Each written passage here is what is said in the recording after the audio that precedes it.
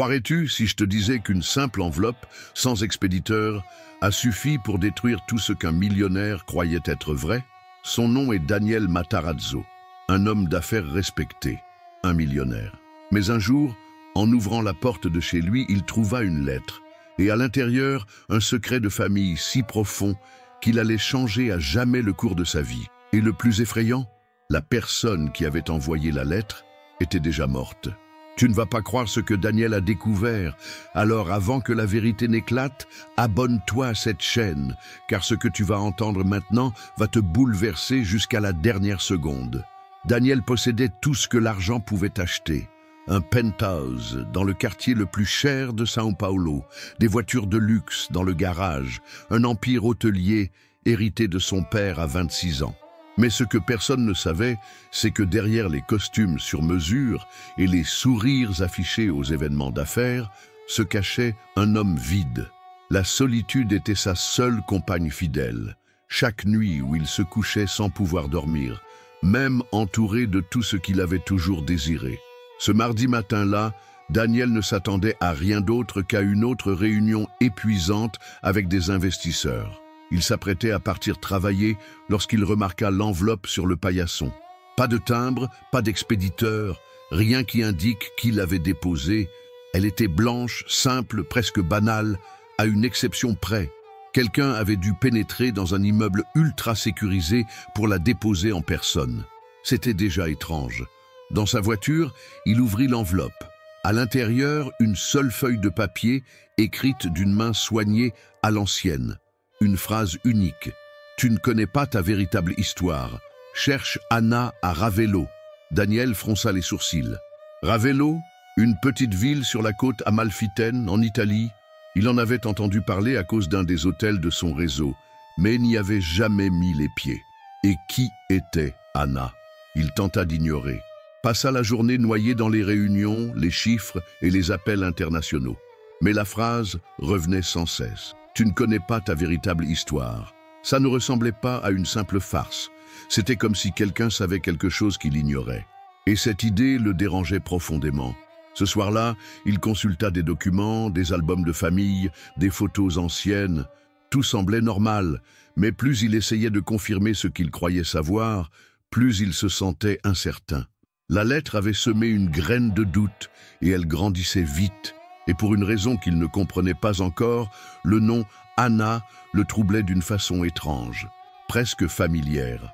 Le lendemain, Daniel appela le chef de la sécurité de l'immeuble. Il voulait savoir qui avait déposé l'enveloppe. Mais les caméras avaient été hors service pendant exactement 4 minutes ce matin-là. Une panne jamais survenue auparavant. Personne ne savait expliquer pourquoi. Aucun employé n'avait rien vu. C'était comme si la lettre était apparue de nulle part. Poussé par un instinct qu'il ne parvenait pas à expliquer, Daniel acheta un billet pour l'Italie. Il devait comprendre pourquoi ce message l'agitait autant. Il annula ses rendez-vous, éteignit son portable et pour la première fois depuis des années, prit une décision fondée non sur la logique ou les affaires, mais sur l'intuition. Dans l'avion, les mots de la lettre résonnaient en boucle. « Cherche Anna à Ravello ».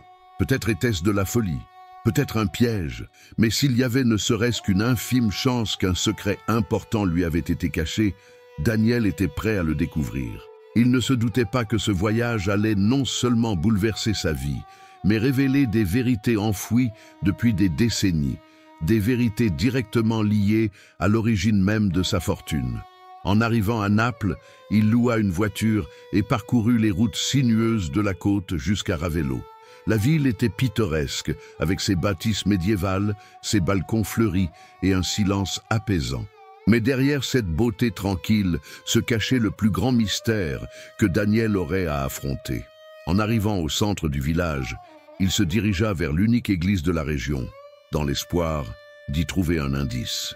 Il montra la lettre au prêtre, un homme âgé au regard bienveillant qui, en lisant le nom Anna, pâlit aussitôt. « Anna ?» répéta le prêtre d'une voix brisée. « Tu es sûr de ce nom ?» Daniel acquiesça. Le prêtre l'observa longuement. Puis il pointa une vieille maison à quelques mètres de là. « Elle vivait là, mais elle est morte il y a 3 jours. » Le sol sembla se dérober sous les pieds de Daniel. La seule personne qui aurait pu répondre à ces questions était morte quelques jours avant son arrivée. Mais ce que le prêtre dit ensuite le figea. Avant de mourir, elle m'a confié une boîte. Elle m'a dit qu'un homme viendrait la chercher. Un homme nommé Daniel. Daniel tenait l'enveloppe portant son nom écrit à la main comme si elle venait de prendre feu. C'était impossible. Comment cette femme, une parfaite inconnue, savait-elle qu'il viendrait? Comment connaissait-elle son nom? Et surtout, pourquoi lui laisser quelque chose? Le prêtre lui remit la boîte, le regard rempli de respect et de tristesse. C'était une petite boîte en bois sombre, très ancienne, avec une serrure en fer et une odeur de choses oubliées depuis trop longtemps. Daniel remercia en silence et se dirigea vers la place, s'asseyant sur un banc de pierre avec vue sur la mer. Avec précaution, il ouvrit la boîte.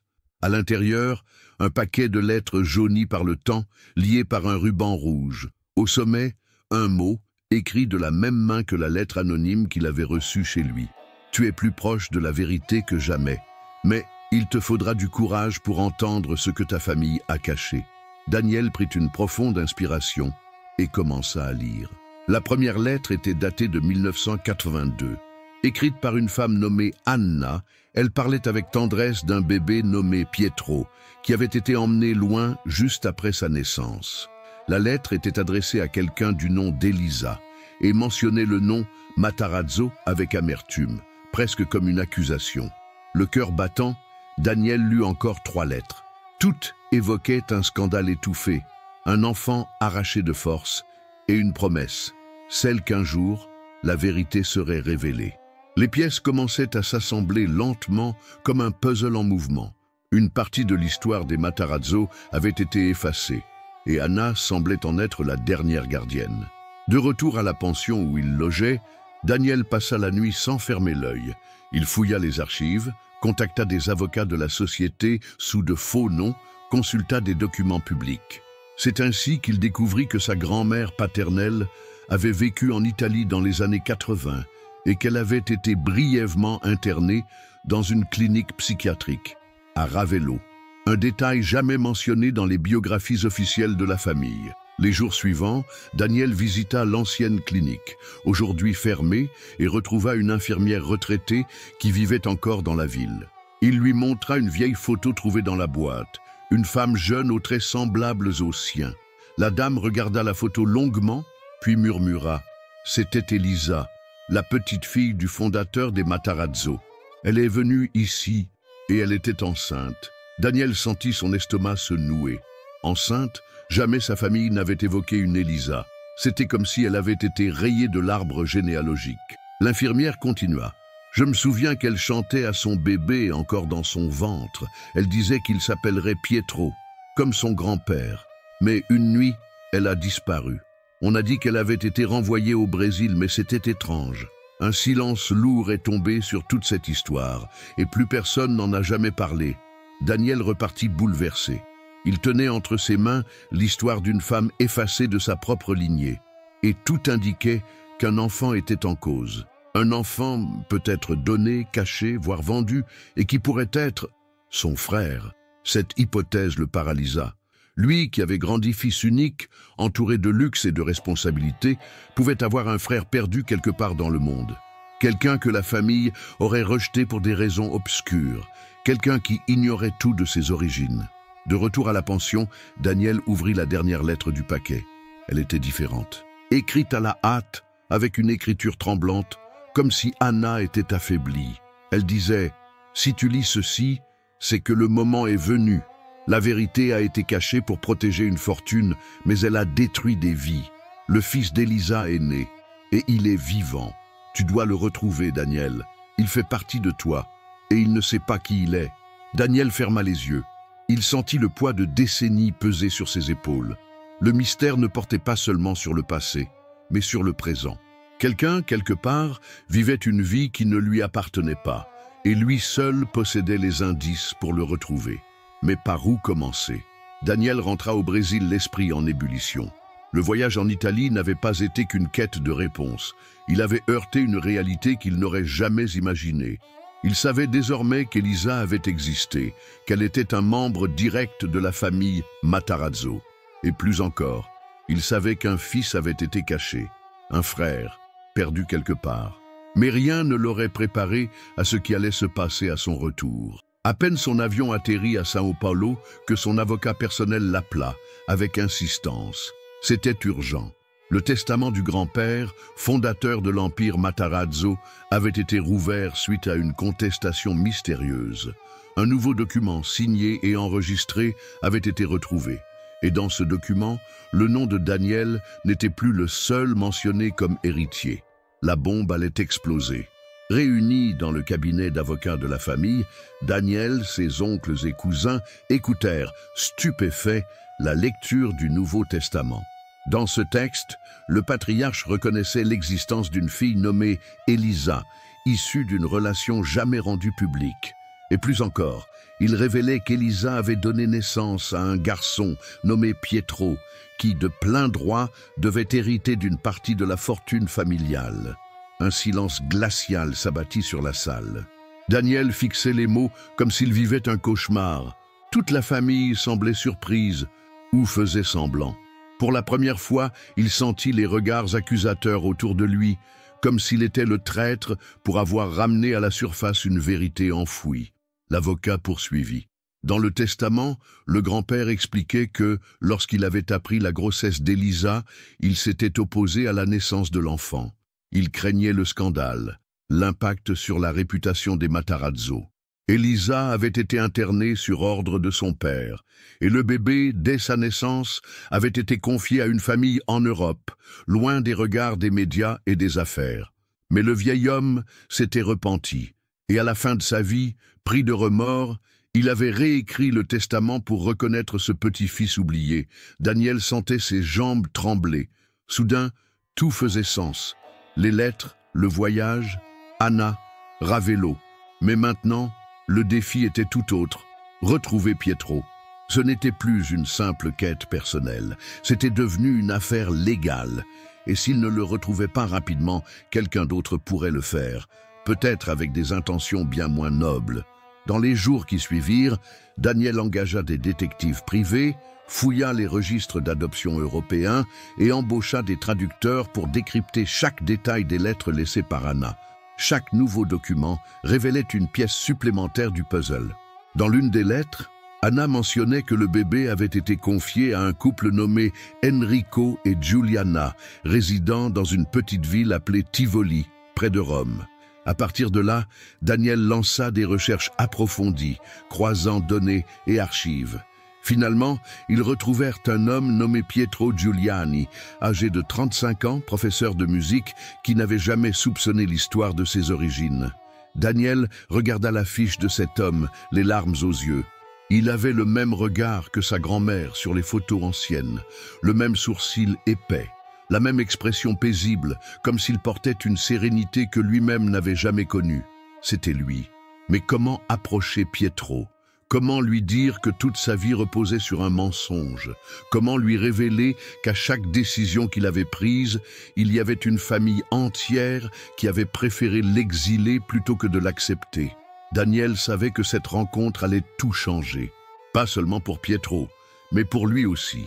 De l'autre côté de l'océan, dans la petite ville de Tivoli, Pietro Giuliani menait une vie simple, bien loin des projecteurs et des jeux de pouvoir qui avaient façonné l'histoire des Matarazzo. Son monde tournait autour des partitions, des cours de guitare et des promenades silencieuses qu'il faisait chaque jour après le coucher du soleil. Il ne savait rien de sa fortune cachée. Il ignorait que son véritable nom avait été effacé en même temps que l'histoire de sa mère biologique. Pourtant, quelque chose en lui avait toujours pesé, comme une nostalgie d'un endroit qu'il n'avait jamais connu. Pendant ce temps, Daniel repartait pour l'Italie, cette fois avec un objectif clair, retrouver son frère. Ce n'était pas une mission facile. Même si Pietro était un citoyen ordinaire, s'approcher d'un inconnu et lui annoncer qu'il faisait partie de l'une des familles les plus riches du Brésil demandait bien plus que du courage. Cela demandait de la délicatesse, du respect et des preuves. En arrivant à Tivoli, Daniel eut l'impression de pénétrer dans une autre époque. Les rues pavées, les murs recouverts de lierre, les marchés de quartier, l'odeur du pain frais, tout contrastait violemment avec sa vie trépidante à São Paulo. Là, le monde semblait encore respirer lentement. Il se rendit à l'école de musique où Pietro enseignait. Il s'arrêta de l'autre côté de la rue et l'observa pendant plusieurs minutes. C'était étrange, une connexion immédiate. Un instinct qui lui murmurait que cet homme, celui qui souriait en apprenant à un enfant à jouer du piano, faisait partie de lui. Pas par le sang seulement, mais par quelque chose de plus profond, d'indescriptible. Daniel ne parvint pas à l'approcher ce jour-là. Il retourna à son hôtel, troublé. Le lendemain, il décida d'en apprendre davantage sur l'histoire du couple qui avait élevé Pietro. Enrico et Giuliana Giuliani étaient connus dans le village comme des gens généreux, mais discrets. Ils étaient décédés quelques années plus tôt, et Pietro parlait d'eux avec une tendresse presque sacrée. C'est en consultant les archives de la mairie que Daniel découvrit quelque chose qui le glaça. Les documents d'adoption de Pietro avaient été scellés par une ordonnance judiciaire, émise directement par le consulat brésilien en 1988. Et plus encore, l'avocat responsable du dossier était le même que celui qui, des années plus tard, avait traité le testament initial du grand-père de Daniel. Ce n'était pas une coïncidence, c'était une dissimulation. La même semaine, Daniel rencontra l'ancien prêtre de la ville, un homme désormais à la retraite, vivant à la périphérie de Tivoli. En mentionnant le nom Giuliani, le vieux prêtre poussa un long soupir et révéla ce que beaucoup savaient ici, mais n'osaient jamais dire à voix haute. Enrico et Giuliana étaient trop bons pour refuser leur aide. Ils savaient que ce garçon était le fils d'une femme puissante, mais ils savaient aussi que cet enfant allait devenir un pion dans un jeu sordide. Lorsqu'ils ont accueilli Pietro, ils n'ont posé aucune question. Ils ont simplement promis de l'aimer comme s'il était à eux, et ils ont tenu leur promesse. Daniel quitta la maison les yeux humides. Pour la première fois, il ne ressentait pas de colère envers sa famille, mais de la honte. L'empire Matarazzo avait été bâti sur des décisions froides, sur des silences complices. Et désormais, il était le seul à pouvoir rendre à Pietro ce qui lui revenait de droit, la vérité. Mais dire la vérité signifiait aussi détruire tout ce que Pietro croyait savoir de lui-même.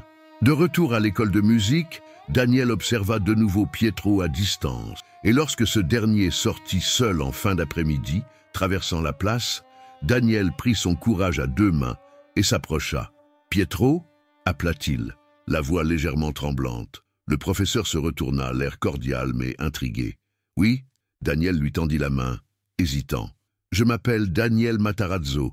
Je pense que nous devons parler. » La première rencontre entre Daniel et Pietro se fit dans le silence. Ils marchèrent côte à côte jusqu'à un petit café discret, à l'abri des regards curieux des habitants. Pietro, poli mais méfiant, accepta la conversation sans vraiment savoir pourquoi. Il y avait dans le regard de Daniel quelque chose de sincère, mais aussi une ombre plus profonde, du poids, de l'urgence, ou peut-être du regret. « Je sais que cela va sembler absurde, » commença Daniel, les mains croisées sur la table, « mais tu es le fils d'Elisa Matarazzo, et elle était ma tante. » Pietro fronça les sourcils, troublé. « J'ai été adopté, je l'ai toujours su, mais mes parents ne m'ont jamais caché quoi que ce soit. Ils disaient simplement ne pas connaître les détails. » Daniel sortit alors de sa sacoche une des lettres d'Anna, soigneusement plastifiée, et une vieille photo d'Elisa en robe blanche, souriante aux côtés d'un homme que Pietro ne connaissait pas, mais dont les traits lui ressemblaient étrangement. « Voici ta mère biologique, Elisa, et cette lettre a été écrite par une femme nommée Anna, qui s'est occupée d'elle lorsque tu es né. » Il montra l'écriture délicate. « Ici, elle parle de toi, de ta naissance, de ton prénom d'origine, Pietro Matarazzo. » Le silence qui s'installa entre eux était épais. Pietro prit la photo avec des mains tremblantes. Il observa le visage de cette femme. Quelque chose lui semblait familier, une lueur dans les yeux, une forme du menton identique au sien. Et pour la première fois, il ressentit un frisson qui n'était pas de la peur, mais la sensation étrange de reconnaître quelqu'un qu'on n'a jamais rencontré. Pourquoi ?» murmura-t-il. « Pourquoi m'a-t-elle abandonné ?» Daniel baissa les yeux. C'était la question qu'il redoutait. Elle n'a pas eu le choix. Elle a été internée contre sa volonté. Et toi, tu as été confié à l'adoption sur ordre de notre grand-père. Tout a été fait pour effacer ton existence. Mais elle s'est battue jusqu'au bout. Et quelqu'un, une femme nommée Anna, a promis qu'un jour, tu connaîtrais la vérité. Pietro s'adossa à la chaise, le visage pâle. Une partie de lui voulait fuir, mais une autre, plus forte, voulait tout entendre. Daniel sortit alors une autre photo, celle de la famille Matarazzo lors d'un gala, tous alignés devant les caméras. Dans un coin, une jeune femme, arborant le même sourire que celle de la photo précédente, avait été rayée à l'encre noire. C'était Elisa, la seule photo publique dans laquelle elle apparaît. Après ça, son nom a été effacé de tous les registres, même du testament. Mais cela a changé. Un nouveau testament a été découvert et il te reconnaît comme héritier direct. Pietro resta silencieux. Ce n'était pas l'argent qui le bouleversait. C'était le fait d'avoir été effacé, rejeté, dissimulé comme un secret honteux. Et plus encore, c'était de savoir que toute sa vie avait été construite sur un silence imposé par d'autres. « Et toi, qu'attends-tu de moi ?» demanda-t-il finalement, les yeux plongés dans ceux de Daniel. « Rien », répondit ce dernier avec sincérité. « Je veux simplement que tu saches qui tu es. Ce que tu en feras t'appartient.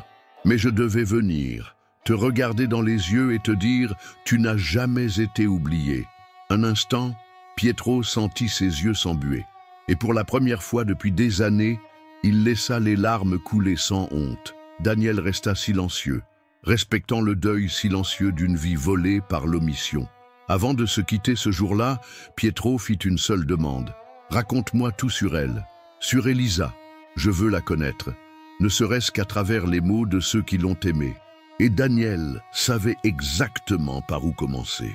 Daniel passa les jours suivants à Tivoli auprès de Pietro.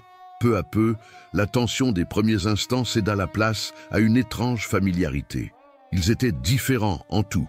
Habitudes, style de vie, choix de mots, mais quelque chose d'invisible semblait les relier, comme s'ils partageaient une mémoire que ni l'un ni l'autre n'avait vécue, mais qui pourtant les unissait. Un après-midi pluvieux, assis dans le salon de l'hôtel, Daniel ouvrit la boîte en bois qu'Anna lui avait confiée. À l'intérieur, en plus des lettres déjà connues, il découvrit un second compartiment secret. Dans ce compartiment se trouvaient de petites enveloppes décorées, ornées de dessins et de vieux autocollants. À l'intérieur de chacune, des lettres écrites d'une écriture fragile, celle d'Elisa. « Ce sont des lettres pour toi », dit Daniel, en tendant la première enveloppe à Pietro. Il prit le papier avec précaution, comme s'il tenait quelque chose de sacré.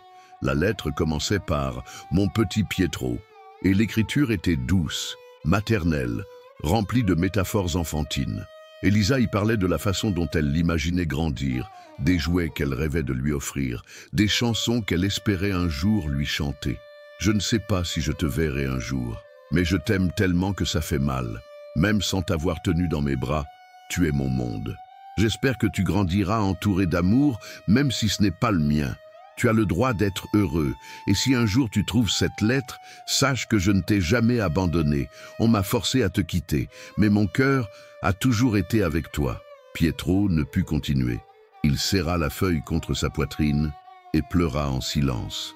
Daniel respecta ce moment. Il s'assit à ses côtés, posant une main sur son épaule, sans dire un mot. Ce soir-là, ils lurent ensemble toutes les lettres. Elisa écrivait à chaque anniversaire, sans jamais savoir où se trouvait son fils. Elle parlait d'espoir, de rêves dans lesquels elle le voyait, de prières murmurées en cachette. L'une des lettres, écrite quelques jours avant sa mort, disait « Si ce monde était juste, je te raconterais ces histoires les yeux dans les yeux. Mais même sans cela, mon amour vit dans chaque mot que je laisse ici. Tu es mon fils, et tu le resteras toujours. N'oublie jamais ça. » La force de ces mots guérit quelque chose en Pietro. Pour la première fois, il se sentit complet, comme si un vide invisible qu'il n'avait jamais su nommer venait enfin d'être comblé. Le lendemain, Pietro emmena Daniel dans la maison où il avait grandi. Il lui montra des photos de son enfance, parla de ses parents adoptifs avec fierté et tendresse.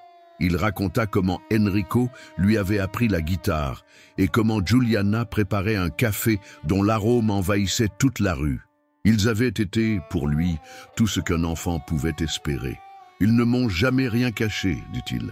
Ils ne savaient juste pas le reste de l'histoire. Et d'une certaine manière, ils savaient que leur amour suffisait. » Et c'était vrai.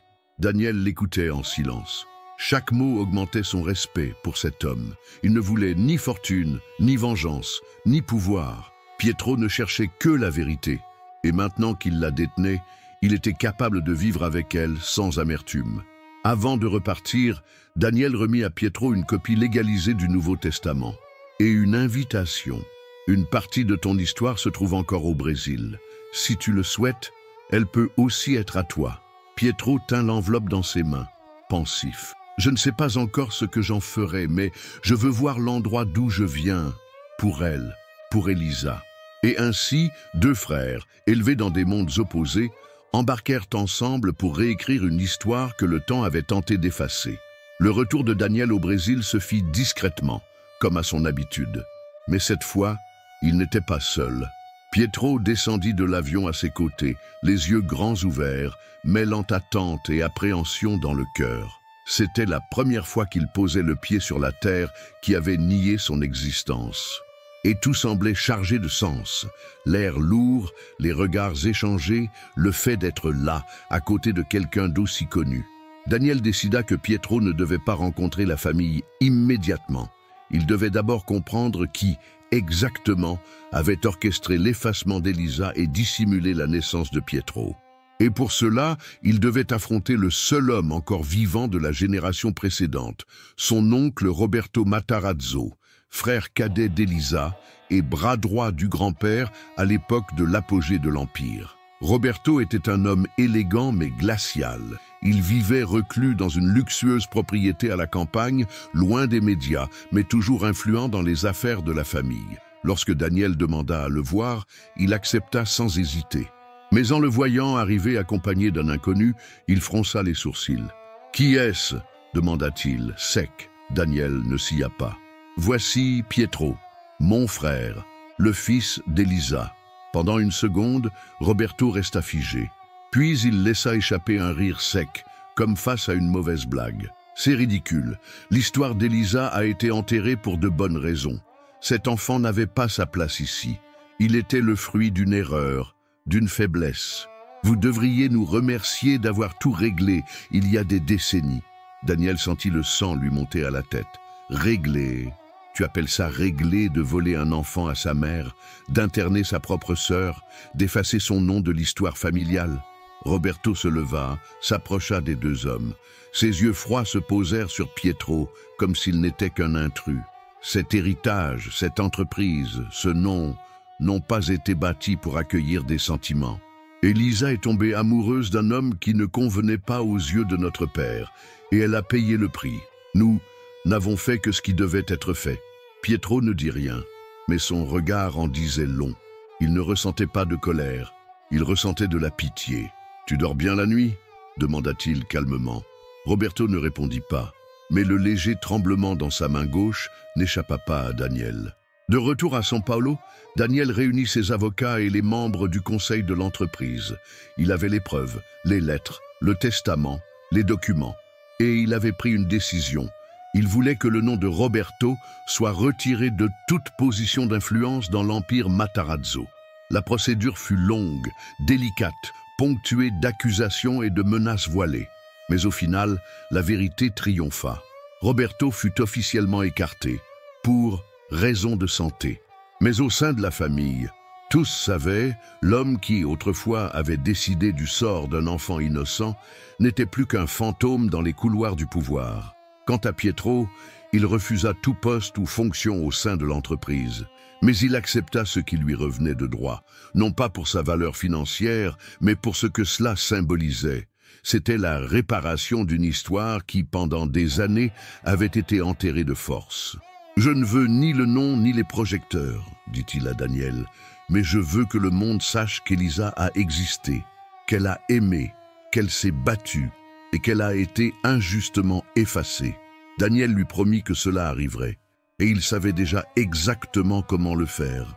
Quelques jours après l'éviction officielle de Roberto, Daniel décida de se rendre dans l'ancienne demeure de la famille Matarazzo, une propriété centenaire située dans les hauteurs de Campos do Jordão, qui avait longtemps servi de résidence d'été à l'élite familiale. C'était un lieu qu'il évitait depuis sa jeunesse, rempli de souvenirs froids et de couloirs trop longs pour le silence qu'il contenait. Mais à présent, il devait y retourner. Il emmena Pietro avec lui. Il voulait que son frère voie de ses propres yeux l'endroit où une grande partie de leur histoire avait été effacée. La maison était fermée depuis des années, seulement entretenue de manière minimale, mais tout semblait intact, comme si l'histoire elle-même attendait d'être réveillée. Mon grand-père gardait une des pièces du 3e étage, toujours fermée à clé, dit Daniel, en montant les escaliers grinçants.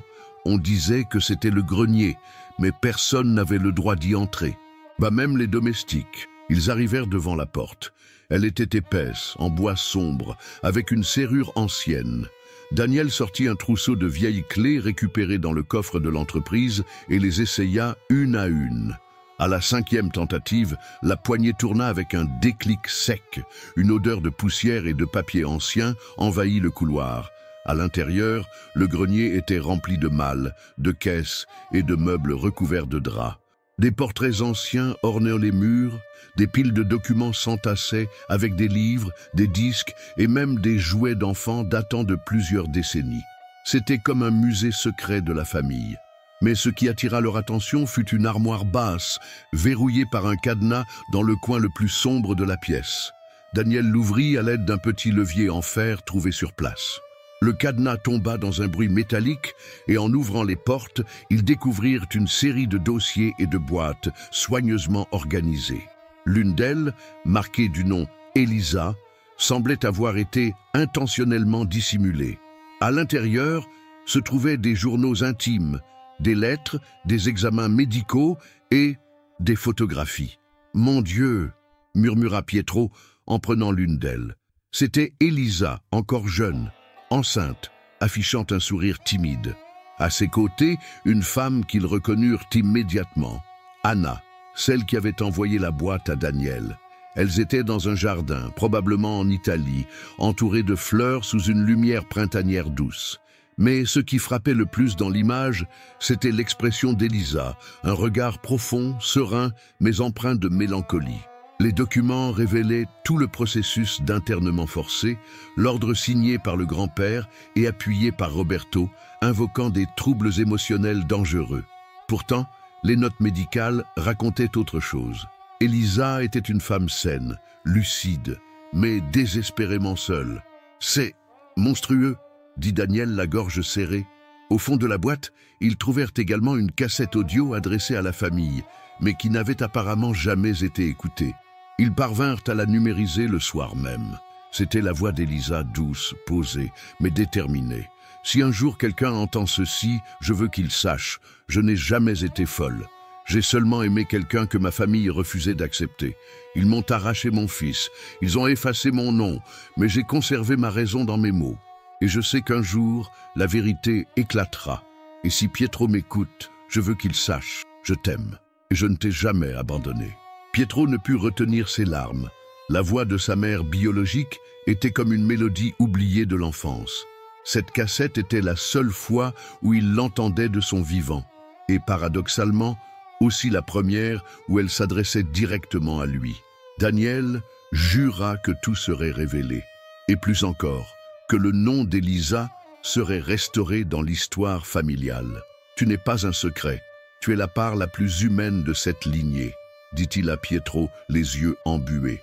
Et dans ce grenier, entouré de souvenirs oubliés, les deux frères comprirent qu'ils avaient été victimes du même silence. Mais désormais, ensemble, ils brisaient les chaînes qui avaient soutenu cet empire pendant des générations. Après les jours intenses passés dans le manoir et les révélations du grenier, Pietro décida de prendre du recul. Il avait besoin de temps pour assimiler. Il marcha longuement dans les allées arborées de la propriété, ressentant le poids de la vérité à chaque pas. À présent, il avait des preuves, des souvenirs, l'histoire complète et surtout une voix, la voix de sa mère, enfin entendu, même après tant d'années. Le lendemain matin, autour du petit déjeuner chez Daniel, il annonça sa décision. « Je vais retourner à Tivoli. » Daniel leva les yeux, surpris. « Tu en es sûr ?» Pietro acquiesça. « Oui, ma vie est là-bas, mes élèves, ma maison, mes souvenirs avec Enrico et Giuliana. Je ne peux pas tout abandonner, même en sachant maintenant d'où je viens. La vérité m'a donné la paix. Mais ma place reste là où j'ai été aimé. » Daniel comprit. Il n'y avait aucune amertume dans la voix de son frère, seulement de la maturité. Pietro ne cherchait pas de reconnaissance publique, ni les projecteurs qui s'étaient tournés vers lui depuis la révélation du Nouveau Testament. Il voulait simplement vivre en paix, avec la dignité de celui qui connaît ses racines, sans en être prisonnier. « Mais, avant de partir, j'aimerais faire quelque chose », ajouta Pietro. Ainsi, dans les jours suivants, les deux frères travaillèrent ensemble à un projet qui allait marquer l'histoire, la création de la fondation Elisa Matarazzo, dédiée à l'accueil des mères célibataires et des enfants en situation de vulnérabilité. La mission était claire, veiller à ce qu'aucune femme ne vive ce qu'Elisa avait enduré, qu'aucun enfant ne soit arraché à sa mère pour des raisons de statut, de préjugés ou de peur du scandale. L'inauguration de la fondation se fit lors d'un événement discret mais symbolique. Une plaque de marbre fut installée à l'entrée, gravée de ces mots « En mémoire d'Elisa Matarazzo, femme qui a aimé avec courage, résisté en silence et qui vit désormais à travers la justice. » Pietro ne prononça aucun discours. Il se contenta de serrer contre lui la photo de sa mère et de déposer une fleur blanche au pied de la plaque. Daniel, à ses côtés, savait que ce moment n'était pas qu'un hommage. C'était la réparation d'un crime silencieux, longtemps protégé par le pouvoir et le nom de famille. Quelques jours plus tard, à l'aéroport, les deux frères se prirent dans les bras. « Tu auras toujours une place ici, » dit Daniel. « Et toi, une raison de venir plus souvent en Italie, » répondit Pietro avec un sourire sincère. Quand il embarqua pour Tivoli, Pietro emportait peu de bagages. Mais en lui, il transportait une histoire qui avait toujours été la sienne, même sans le savoir. Et maintenant, libre de l'ombre du silence, il pouvait enfin vivre comme quelqu'un qui connaît son origine, avec force, avec amour et surtout avec vérité. Daniel resta à observer l'avion décoller. Il ressentait quelque chose de différent ce jour-là. Ce n'était pas de la tristesse, c'était une forme rare de soulagement, de plénitude. Pour la première fois, il avait le sentiment d'avoir fait ce qui était juste, non pas par devoir, mais par honneur. Et sur cette piste d'aéroport, entre départ et nouveau départ, l'homme qui croyait un jour tout posséder comprit qu'on est véritablement riche que lorsqu'on est en paix avec son propre passé. La révélation du nouvel héritier bouleversa profondément les cercles fermés de la haute société pauliste. La presse spéculait, les actionnaires chuchotaient, et les cousins éloignés, qui n'avaient jamais montré le moindre intérêt pour l'histoire familiale, réapparaissaient soudainement avec des sourires polis, curieux d'en savoir plus sur le nouveau Matarazzo venu d'Europe. Mais Pietro n'était pas intéressé par le jeu. Dès le départ, il avait été clair, il ne voulait ni fonction, ni titre, ni droit de décision dans l'entreprise. Son souhait était tout autre, obtenir une justice émotionnelle, non pas un pouvoir corporatif. Malgré tout, par la force de la loi, il avait droit à une part significative de l'héritage de sa mère, de son grand-père, ainsi qu'à des actions qui, selon le Nouveau Testament, lui revenaient pleinement. Daniel, qui craignait au départ des conflits ou des ressentiments, fut surpris de recevoir une lettre manuscrite de Pietro contenant une proposition inattendue. « Je souhaite donner la moitié de ce qui me revient à la fondation Elisa Matarazzo. Que cet argent serve à donner une voix à ceux qui n'en ont jamais eu. Et pour l'autre moitié, eh bien je pense que je peux acheter beaucoup d'instruments de musique et ouvrir d'autres écoles en Italie, non ?» disait la lettre, accompagnée d'un petit dessin enfantin d'une guitare, tracé au stylo bleu. Daniel sourit en la lisant. Ce n'était pas juste un acte de générosité. C'était un message silencieux à leur lignée. Le sang des Matarazzo coulait peut-être dans les veines de Pietro, mais son cœur, lui, appartenait à un autre monde. Un monde de simplicité, de compassion et de buts plus grands que les chiffres. Lors d'une réunion extraordinaire, Daniel prit une décision symbolique. Il rassembla le conseil et proposa une modification du statut de la holding. Une partie des bénéfices annuels de la société serait désormais et de façon permanente reversée à la fondation créée en mémoire d'Elisa. C'était une manière d'assurer que, même dans un empire fondé sur le silence, la voix de celle qui avait été effacée ne serait jamais oubliée. Beaucoup s'opposèrent. Certains le traitèrent de sentimentaliste. D'autres affirmèrent qu'il mettait en danger le patrimoine familial au nom d'un idéal. Mais Daniel resta ferme. Pendant des décennies, nous avons construit sur des mensonges. Aujourd'hui, nous allons construire sur la vérité. Le vote fut serré, mais pas ça. Et quelque chose changea dans l'atmosphère. Pour la première fois, les couloirs froids du siège des Matarazzo accueillirent la chaleur d'un geste sincère. Quelques jours plus tard, Daniel reçut un message de Pietro avec une photo. Une nouvelle salle de classe ouverte à Tivoli, des enfants souriants jouant de la guitare. Au fond, une plaque discrète disait « Ici, la musique soigne ce que le silence a voulu cacher ». Daniel contempla cette image pendant de longues minutes. C'était la preuve vivante que la fortune, autrefois utilisée pour séparer, servait maintenant à unir. Ce n'était pas une simple répartition de biens. C'était le partage d'un nouvel héritage. Un héritage de guérison, de réconciliation et surtout d'amour restauré. Les mois passèrent depuis le retour de Pietro en Italie et la consolidation de la fondation Elisa Matarazzo. Daniel avait repris sa routine à la tête de l'entreprise, mais plus rien dans sa vie n'était comme avant. Il portait désormais en lui la conscience d'une histoire qui l'avait transformé. Et plus encore, il se savait porteur d'une mission silencieuse, celle de protéger la mémoire d'Elisa, de garder vivante la flamme de la vérité.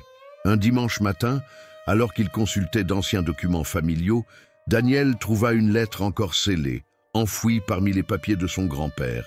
L'écriture lui fut immédiatement familière, c'était celle d'Elisa. L'enveloppe était jaunie par le temps, avec le nom « Louise Matarazzo » écrit en façade, son père. Mais de toute évidence, la lettre n'avait jamais été remise. Le contenu était intime, douloureux. Elisa y parlait de la souffrance d'avoir été séparée de son fils, de l'angoisse d'avoir été traitée comme une menace pour la famille. Mais ce qui bouleversa le plus Daniel, ce furent les mots de la fin. Si un jour quelqu'un lit ceci et porte le sang des Matarazzo dans ses veines, j'espère qu'il comprendra. Aimer n'a jamais été ma faute. Ma faute a été de naître dans une famille qui avait peur de l'amour. Daniel ferma les yeux et inspira profondément. Tout y était, résumé en quelques lignes, l'essence même de la tragédie qui avait été étouffée pendant des décennies. Le crime n'avait pas seulement été de cacher un bébé, c'était d'avoir tué la vérité, étouffé les sentiments, maquiller la douleur avec des apparences et des chiffres. Ému par ces mots, Daniel comprit qu'il était temps de retourner à Ravello, là où tout avait commencé. Il envoya un message à Pietro, qui répondit quelques heures plus tard « Je t'attends ». En arrivant dans la petite ville, il retrouva son frère au bord de la falaise, là où la mer venait caresser les rochers dans un silence profond. Ensemble, ils marchèrent jusqu'au vieux cimetière où Anna avait été enterrée. Mais cette fois, ils apportaient une surprise, une pierre tombale neuve, simple, ornée de fleurs fraîches et d'un nom gravé avec délicatesse, Elisa Matarazzo, fille, mère, femme, injustement effacée par les siens, aimée pour l'éternité. Pietro s'agenouilla et posa sa main sur la pierre froide. « Maintenant, elle est enfin en paix », murmura-t-il. À ses côtés, Daniel resta silencieux. Il n'y avait plus rien à dire. Juste à ressentir. Et là, devant cette vérité gravée dans le marbre, les deux frères comprirent qu'ils venaient de refermer un cycle. Non pas pour l'oublier, mais pour l'honorer. « On ne peut pas changer le passé », dit Daniel, enfin. « Mais on peut décider quoi en faire. » Pietro acquiesça. « Et nous avons choisi de ne pas répéter les erreurs. » Ils restèrent là de longues minutes, à écouter simplement le vent et le bruit des vagues. Deux hommes nés dans des mondes opposés, mais que la force de la vérité avait réunis, non pas par le sang, mais par le courage de regarder le passé en face et de le transformer en un nouveau départ. Dans les mois qui suivirent, les vies de Daniel et Pietro prirent des chemins différents, mais profondément liés. Daniel resta à la tête de l'empire hôtelier, mais avec une nouvelle philosophie, moins d'expansion, plus de sens. Il commença à mettre en place des programmes sociaux dans les entreprises, à valoriser les histoires humaines et à utiliser son influence pour donner de la visibilité à des causes autrefois ignorées dans les salons dorés qu'il fréquentait. Pietro, quant à lui, étendit son activité en tant que professeur de musique. Grâce aux ressources reçues, il fonda un réseau d'écoles gratuites dans de petites villes italiennes, apportant la musique et l'art à des centaines d'enfants.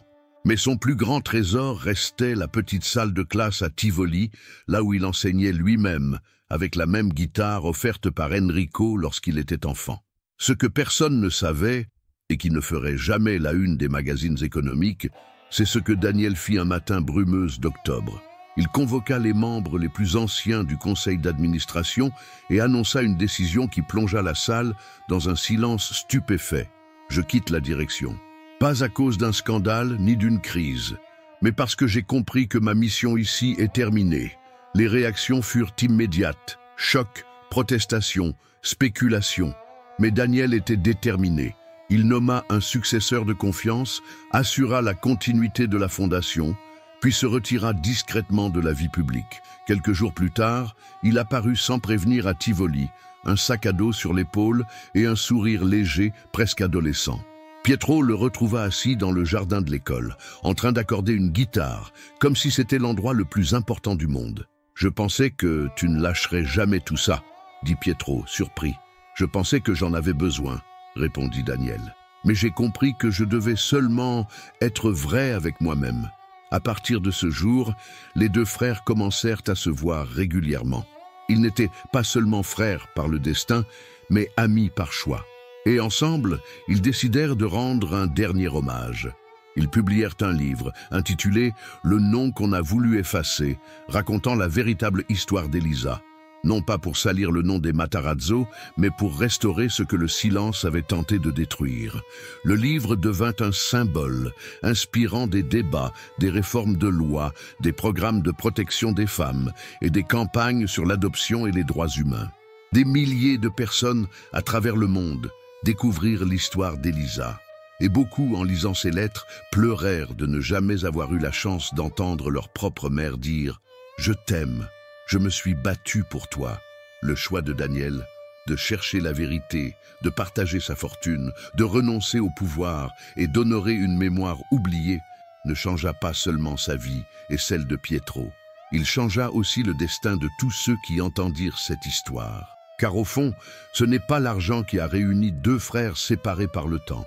C'est l'amour d'une mère et le courage de ceux qui ont choisi de briser le silence. Si cette histoire a touché ton cœur, écris dans les commentaires le mot « vérité ». Parce qu'il y a des histoires qui ne peuvent plus jamais être enterrées.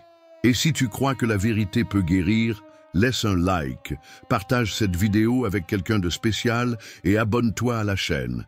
Parce qu'ici, chaque semaine, tu découvriras des récits qui transforment.